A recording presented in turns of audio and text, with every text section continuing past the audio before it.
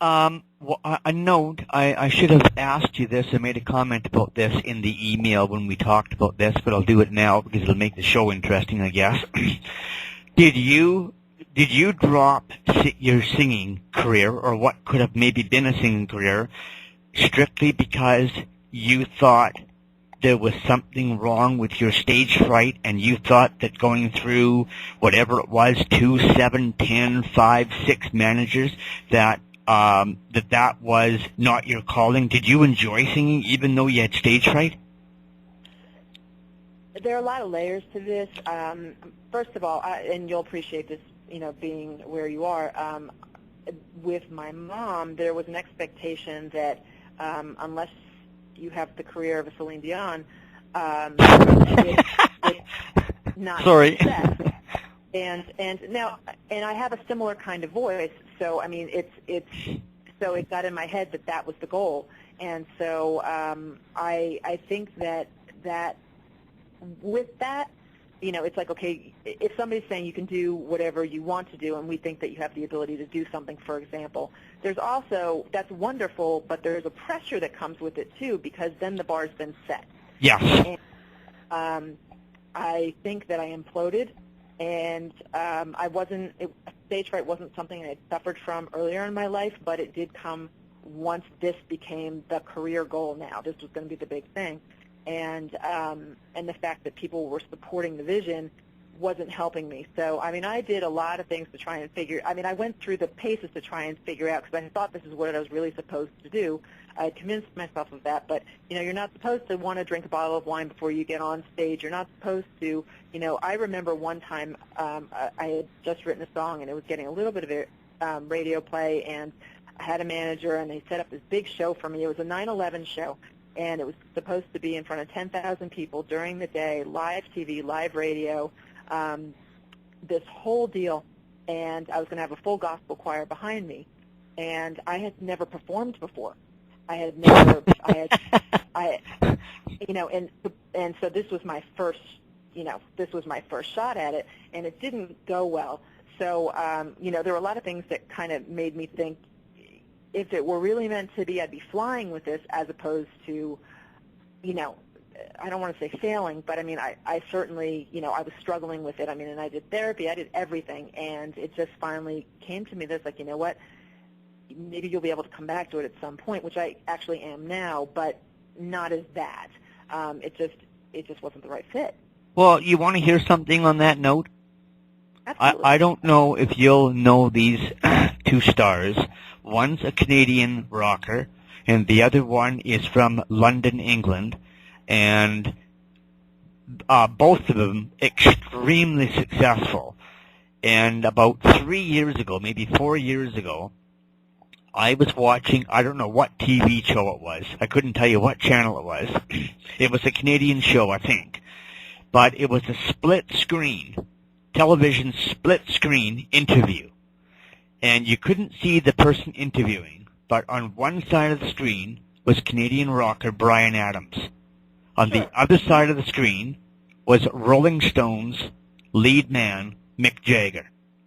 And whoever was interviewing them asked them simultaneously, how long, at what point of your career did you ever get over stage fright, and how did you get over it? And Bryan Adams was the first one to speak, and he said, stage fright, what do you mean get over it? I still get stage fright to this day, and if I was doing a show tonight, here tonight, he said, just before I walked out on stage, or they pulled up the curtain, he says, I make a trip to the bathroom, and I puke my guts out, and then I'm okay for the show. And then it went to Mick Jagger, and Mick Jagger kind of said the same thing, but he said, I kind of waste booze a little bit. He said, just before I go on stage, he said, I pound back some Jack Daniels. He said, then I go into the bathroom, and I puke it out, and then I go on stage and do my performance. But he said, over the years I've learned, when I go, I still have stage fright, but he said, when I go on stage, as soon as I see the people, I'm no longer Mick Jagger. I'm now the Rolling Stones frontman. And he said, when the show is over, doesn't matter when the show ends, He said, it takes me about 5 hours to come back to normal and be Mick Jagger. And he said, both of them said, just like in stereo, both of them said, the day you get over stage fright is the day you should leave what you're doing. But I would imagine, and I didn't know that, so I think that's a great story. But I think the thing that you have to have, you might have a talent in a certain area, but if you don't love what you're doing enough to be willing to push through, then you're on the wrong path. Oh, yeah, yeah. I totally agree. I was just trying to give you a little bit of an idea. There are other people that are successful. And other people are scared. Yes, exactly. Did you ever, like, cut what they call, like, cut an album? Well, I did. When you're aspiring, you if you're a singer or you're a writer or if you're both, you cut a demo. So you do go into the recording studio and you do lay them down. I mean, today it would be downloads, but you make a CD copy at some point generally that pass out to people so that they have some reference to what you're doing and things like that. So yeah, I mean, I did do that. I mean, I didn't release an album. I stopped before that point, but I was writing and recording, and so I mean, there is a body of work that exists if that's what you're asking. Yes. Good answer. Now you, from the way I understood this, and this is where I guess you congratulated me, and I was just a little bit too slow to catch on. From my view of it, from where you kind of began and where you are now. Well, why don't you tell everybody where you are now? At what point in the whole setup? Where are you now? I have finally really begun. If that's I've come full circle in a number of ways, but I've actually just started my life for the first time. I mean, but if you look at it on paper, I've gone from looking like I was going to start off in a performing or creative art environment to to going through the athletics, to the corporate and all the things that went on with that, to the singing, and now I'm getting to start my life for the first time on the right path and knowing I'm supposed to be there and going at it with full conviction. And I don't think I answered your question. But should I try it again? That was funny. No, you did great. And the way you ended it just now, that was great. That was fantastic. Nobody's ever done that before. Well, a lot of people tell me that about me. I don't know that it's a good thing, but. So what are you doing now? What I'm doing now is I'm living in Los Angeles. I moved from the East Coast, and I moved to Los Angeles 8 years ago. And at the time, like I said, I moved, and I was working for the Fox network, if you know who they are. And I was also doing music at the time. And so about 3 years ago, just 3 years ago, I decided that that was it. I've had enough, and I realized that I really wanted to, when I grow up, I want to be a movie star kind of thing. And I did all the legwork, and, I quit my job, and I figured out how to get into the industry, and I've been, slowly building, on my way towards that in the acting world. But along with that, the acting world is kind of funny.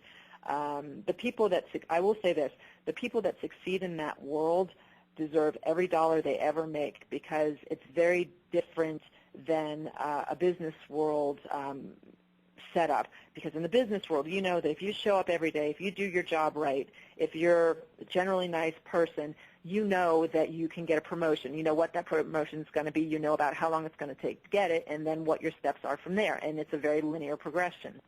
Acting in the entertainment business, whether you're writing, producing, or whatever, is not that way. It's very nonlinear, and you basically are asking somebody, whatever capacity you're working in, to hire you every single day, and you may be hired tomorrow, but then you may not be hired for another 2 years. And there's no way to plan it.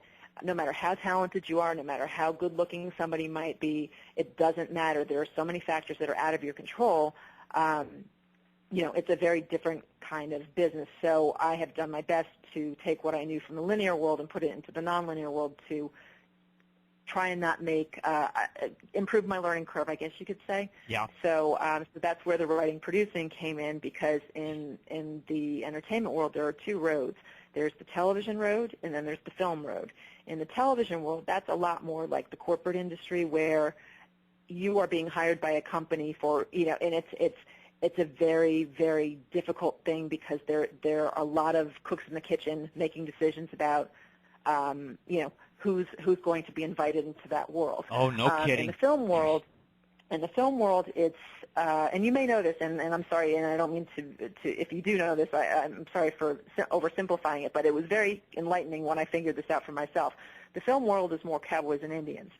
So if you can be talented, you have to be lucky all the time, but you can be talented, you can do a project, and certain people can see it. You have a shot of getting bigger eyeballs sooner through the film world, and you have a greater chance of going from nothing to something in that world than you do in the television world. Okay. And so I decided that I'm a little impatient, and I'd play by everybody's rules for a while, but then I decided there's got to be a better way to tackle this. So I thought, well, let me do it the traditional way with the agents and all that kind of stuff, but then let me also create my own product, and we'll start taking that path and see where that goes as well. And that one is the one that's actually beginning to get me more attention, because it's for whatever reason, you have to be a little bit more of a rebel to go that way. And I think that the people that are involved on that side of the fence are much more willing to take chances on things and people, because it's just, you're not beholden to a network, or you're not beholden. Does that make sense? Yep, totally. Yep, very much so. So now, that's what I'm doing. I'm trying both. Now, you were mentioning at the start of the show that you are working towards, is it starting your own network? No, but that would be nice. I am working towards the writing, producing. My big goal down the road at some point would be to bring back, I don't know if you're a movie person, but I'm a big fan of what was the studio system back in the day, when Hollywood was just getting going, and they had self-contained units that, created the product, created the stars, created the promotion, and it was a very contained, team-like operation that, I don't know, I think it made it more sexier to the public than the way things work today. Okay. And there's a simplicity, and I'd like to form a company at some point that brings that kind of thing back to the industry. Now, that's a super lofty goal, and in the meantime, I'm taking tiny little steps towards that. But selfishly, as an actress, you want to be involved in projects that you want people to see you the way that you want them to see you. Yes, totally. And doing something like that, creating your own production company, and beginning to build projects and do things like that caters to that, give you that freedom. And so that's really what I want to be able to do, because I'm not the kind of girl that wants to be selling Lysol in a commercial. Not that there's anything wrong with that. It's just not me. I mean, I'd rather be more Kill Bill and go hitting people and or playing superhero or something like that. That's just on a personal level much more appealing to me. So I'm hoping that I can take my career in a direction where I'm going to be able to do the kinds of things that are most pleasing for me. And it's very selfish, I know that, and it doesn't work that way. Not at all. Not at all. It's what you want to